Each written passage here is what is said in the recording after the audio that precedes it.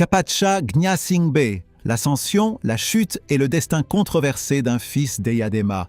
Le nom de Kapacha Gnassingbé est intimement lié à l'histoire politique du Togo. Pendant plusieurs années, il fut considéré comme l'un des hommes les plus influents du pays, avant de devenir l'un de ses prisonniers politiques les plus célèbres. Son parcours est celui d'un homme né au sommet de l'État, fils de Gnassingbé Eyadema, puis entraîné dans une rivalité familiale qui allait bouleverser son destin. Pour comprendre son histoire, il faut revenir aux origines du régime qui a façonné sa trajectoire. Le 27 avril 1960, le Togo accède à l'indépendance sous la présidence de Sylvanus Olympio. Mais le 13 janvier 1963, celui-ci est renversé et tué lors d'un coup d'État militaire.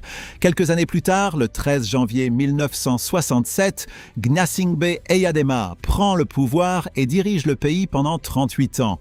C'est dans ce contexte que naît Kapacha Gnassingbé, le 6 septembre 1970 à Lomé. Fils du président Eyadema, il grandit entre Lomé et Kara dans un environnement marqué par le pouvoir politique et l'influence militaire de sa famille. Après ses études secondaires, Kapacha poursuit sa formation à l'étranger, notamment au Royaume-Uni, où il étudie des domaines liés à la gestion et à l'économie. À son retour au Togo, il commence sa carrière dans le secteur économique plutôt que dans la politique. À la fin des années 1990, il devient directeur général de la Société d'administration de la zone franche, la SAZOF, chargé notamment de favoriser les investissements industriels au Togo. Il prend ensuite la tête du conseil d'administration de la Société togolaise du coton. Ses responsabilités renforcent considérablement son influence. Kapacha apparaît alors comme un homme discret mais solidement implanté dans les milieux économiques, administratifs et militaires. Ses relations avec certains officiers deviennent particulièrement importantes. Pendant ce temps, une autre figure de la famille Gnassingbé monte progressivement en puissance, Faure Gnassingbé. À mesure que le président Eyadema vieillit, la question de sa succession devient incontournable. Faure semble représenter une nouvelle génération du régime, tandis que Kapacha conserve une forte influence auprès des réseaux historiques du pouvoir, notamment dans la région de Kara. Le 5 février 2005, Gnassingbé Eyadema meurt alors qu'il est évacué vers l'Europe pour recevoir des soins. Sa disparition plonge le Togo dans une crise politique majeure. Malgré les dispositions constitutionnelles prévoyant un intérim, l'armée soutient rapidement Faure Gnassingbé comme nouveau chef de l'État. La communauté internationale dénonce cette succession et exige le respect de la Constitution.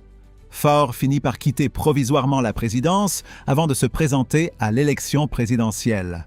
Le scrutin du 24 avril 2005 donne officiellement Faure Gnassingbé vainqueur. L'opposition conteste les résultats et le pays connaît de graves violences.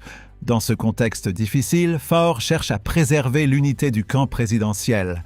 En juin 2005, il nomme Kapacha Gnassingbé ministre de la Défense. Cette nomination est particulièrement importante. Le ministère de la Défense est alors l'un des postes les plus stratégiques du pays, compte tenu du rôle historique de l'armée dans le régime. Kapacha dispose désormais d'une influence considérable auprès des forces armées. Mais cette proximité ne va pas durer. Progressivement, Faure cherche à renforcer son propre contrôle sur l'appareil sécuritaire. Des officiers proches de Kapacha sont mutés ou remplacés. Les relations entre les deux demi-frères deviennent plus tendues, même si aucune rupture publique n'est alors annoncée. En 2007, Kapacha est élu député dans la préfecture de Koza, fief historique de la famille Gnassingbé. Quelques mois plus tard, il quitte le gouvernement. À partir de cette période, les rumeurs de rivalité se multiplient. Certains observateurs évoquent une lutte d'influence entre les deux frères. Kapacha conserve une importante base politique et des relations avec certains responsables militaires, tandis que Faure cherche à consolider son autorité. Puis, en 2009, la situation bascule. Le 12 avril 2009, les forces de sécurité lancent une opération autour de la résidence de Kapacha à Lomé. Selon les autorités, elles cherchent à interpeller des personnes soupçonnées de préparer un coup d'État contre Faure Gnassingbé.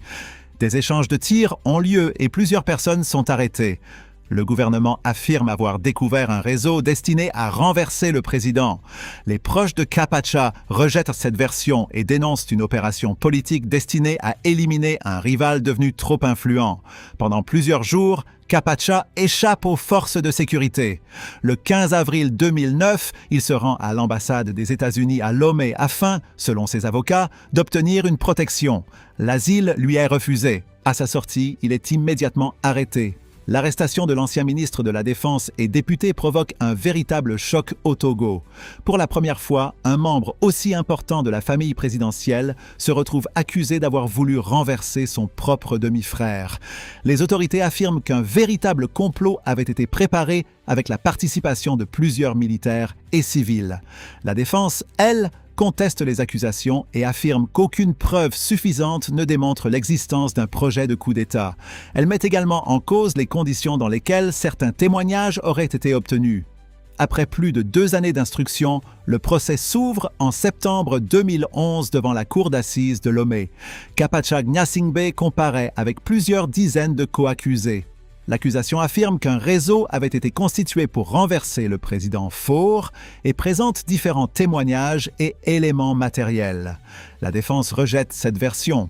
Kapacha nie lui-même avoir voulu renverser son demi-frère et affirme que ses désaccords politiques avec le pouvoir ne constituent pas une tentative de coup d'État.